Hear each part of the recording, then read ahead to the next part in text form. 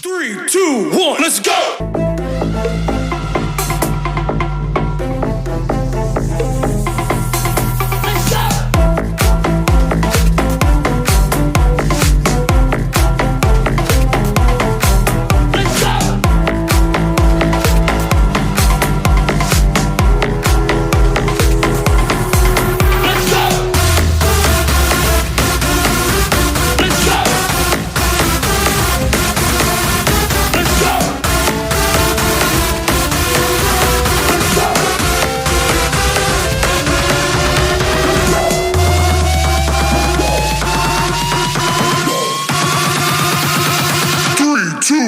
Let's go!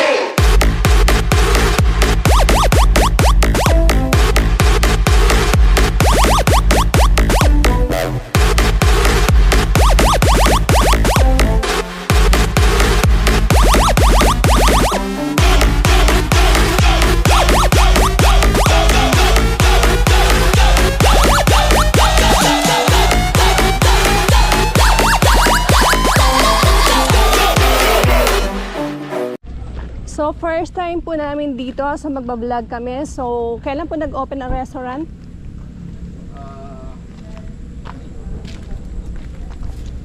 September pa. So September pa. Pero soft opening pa rin kayo. Marami na rin nagka-camping. Yan po, ano natin. Marami bang nagka-camping na dito? Kasi mukhang first time ko marinig to. Actually, we're not planning to drop by. Pero dahil yun nga, gusto namin mag-lunch. Hindi nakita ko soft opening. So okay, we will try the food. Yes ma'am. Testing niyo po yung aming mga menu. Yeah. Yes ma'am, nandito po. So hopefully, masarap yung mga food nyo. Yes. Wow! Ang ganda. Overlooking din pala. Okay, so this is the menu. Anong pangalan mo, kuya? Fernan po ma'am. Okay, shout out to you, Sir Fernan. Yes ma'am, good morning. Morning. So, kami sa silog. So, silog lang sila siguro. Ano yung sa taas nyo? Ma'am? Open yung taas nyo? Yes po, ma'am. Actually, nagbablog kami, okay lang? Okay lang po, ma'am. Pwede mag-drone later? Wala pong problema, magdo-drone sila. Okay lang? No problem? Pero hindi tayo pwedeng pumasok na lang doon. Sa resort. Hanggang cafe lang po ang drone natin. Yeah, no problem. As long na meron GPS, pwede siyang maabot ng drone. Yun lang, hindi namin masasabi na may GPS ba o hindi. Dito lang po, isang paksiw, wak na toy, sisig, tsaka 3 plain rice po.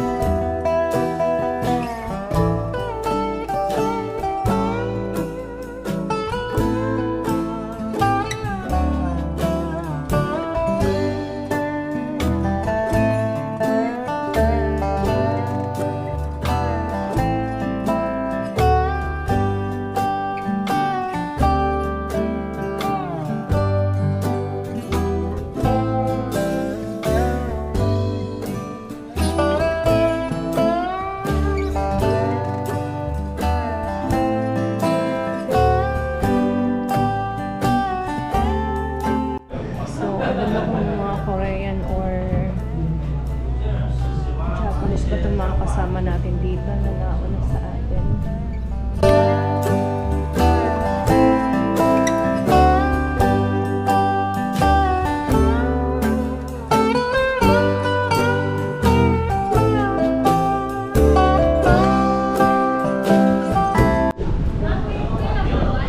Yes. Kawawa naman kayo, ang layo ng kitchen ang pinanggagalingan nyo. As in talagang dinadala nyo. Thank you, good job. Ang lugar na to is Infanta na? Or... Tanay po. Tanay pa rin. Yes po. Akala ko Infanta na to. So saan ang boundary ng Tanay?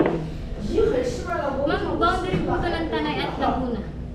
Okay. So pag dumiretso pa kami doon, ano susunod? Ma'am, pa-infanta na po yan.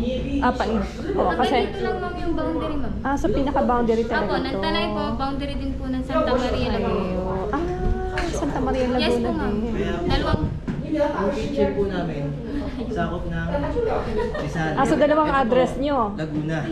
So ang address nyo dalawa, may boundary. Ayun, very good. So may lala. Thank you ha, sobrang tiyaga nyo. Kasi imagine yung kitchen nyo, layo-layo. Anong pangalan nyo? Isa-shoutout ko yun. Ana Rose po. Hello, Ana Rose. Jomar po, tsaka Jomar. mami nagluluto sa Ate Maricar po. So Maricar, so nag-YouTube ba kayo? Apo ma'am. Okay, so Familia Perez. I-subscribe nyo para mapanood nyo yung vlog. Siguro by next week. Sige Mas po. siya ma-upload. Ma'am, ano ko na mamaya ma'am. Yes, Familia Perez. Andun yung pangalan sa guard, isinulat ko. Apo, ma'am. Pero madali lang hanapin. Apo. Thank you. Okay guys, eto na yung in-order natin ng food for lunch. Ang total bill natin is 1,040. Ang price ng sisig is 200 pesos. Yung lechon paksiw is 200. And then yung wak na toy is 250 pesos. Okay, I think good for sharing na rin naman ang food na to. Di naman siya ganun kamahal. So, later, tikman natin kung masarap to.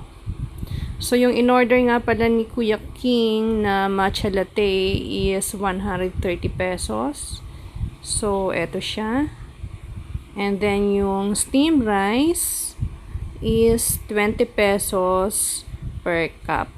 Okay, so let's eat guys. Tikman natin yung kanilang food. Sana lang masarap. Okay, tara, let's eat. So, honest feedback guys, ang taste ng food is average lang. So, walang twist.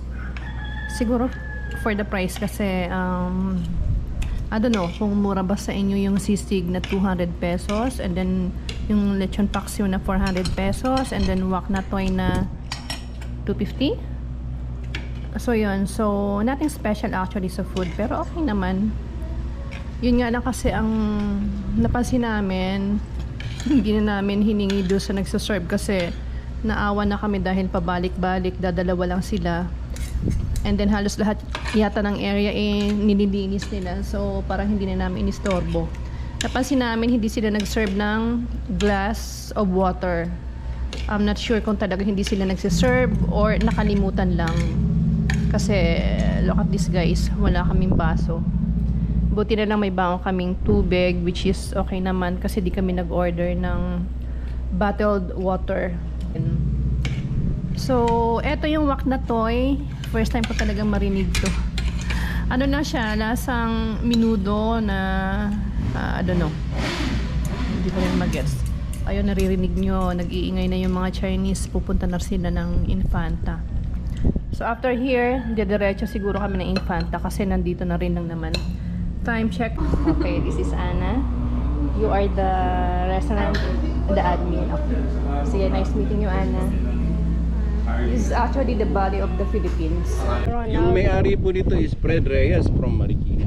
So so yung nandun Reyes po sa din. anak niya, yung babae.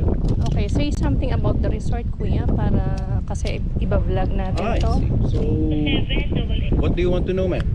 So, Anything about the you want to place, share. This is a very peaceful place. So, almost everyone is enjoying the place. Because of the peace and quiet and the serenity of the place, and you can see how beautiful the place is. Yes. Greeneries, our TPs, and then this can accommodate 5 persons. And we 5. charge 400 pesos for the overnight, Okay. and then the rental of this cottage is 2,500. 2,500. Yes, and overnight. Yes, ma'am. Okay. So this is our big kubo, good for 8 packs.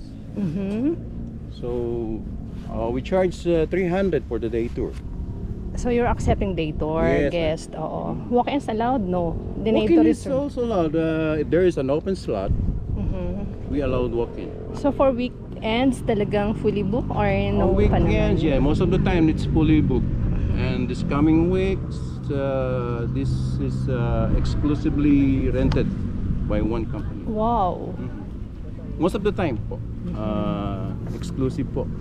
So this was actually opened when? We opened last is April. April, May, June, July, August, September, October, November. So almost 7 months Yes, na. just 7 months, ma'am. Yes, actually, this lot was just bought last year. Oh, wow, ha? Ang bilis ng Yes po. development. And just within 9 months, natapos po siya. Fast track po ang nangyari. Galing, ah. Medyo may So- konting perang naitago yung may-ari. Ang yaman niya. Meron din po siyang resort sa Liliw. Dilim Laguna. So, what's the Actually, name? she's my classmates. My classmate. Kaya pala you're the trusted. Galing po ako ng abroad. And then, during the pandemic, nagsara po yung company namin. So, good thing, nabili niya to.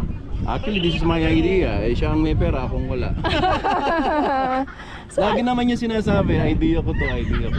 Oo, actually, so collaboration, no, di ba? He has the money and you have the idea, and then, di ba? Perfect. Pero ano naman, magaling naman din yung mga vision niya. Kasi wala siyang halos iniba sa contour ng mga yung landscape. Oo.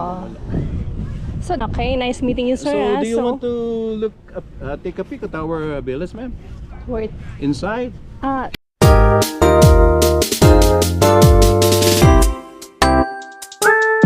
Entrance fee, 400. Mag-work overnight. Okay. Ito po yung villas natin. So, So, Villa D. come on inside na. Okay, wait na. Okay. So, Oh, wow. 2-bedroom. Parang condo unit na namin Yes po, po. ah. So, yan po siya. So, you have 2 bedrooms. Yes po. And ang rental po niya is during the weekend, it's 8,000. Good for 4. Inclusive na po yung entrance fee 8,000. and breakfast po. Okay. Inclusive of breakfast na. Pero how about for additional? So, maximum of 6, 1,000 po every additional pax po. So, there is a veranda. Ang So- makikita natin is yung high, Meron siyang connecting door. So, kung curious po, pwede natin i-open. very good. So, may sariling kitchen na rin. So, we don't allow po ang cooking inside. So, free of use naman yung kitchen natin. Oo. So, but they can preheat the food. Okay, this is how many square meters, sir? 27. 27. So, 2 bedrooms. So, pwedeng for 1 family, no? Kasi meron 2 Nag-provide bedroom. naman po kami ng extra bed pag po may additional packs. Ayun. Nice. First scheme lang So, po. how many villas you have? Actually, 1, 2, 4 po 3. siya. Okay. And then, yung isa naman naka-reserve po sa owner. So, tatlo na kayo. Okay. Para pag pupunta siya, meron siyang Actually, sariling... nag-stay yung mga anak niya rito. Mm.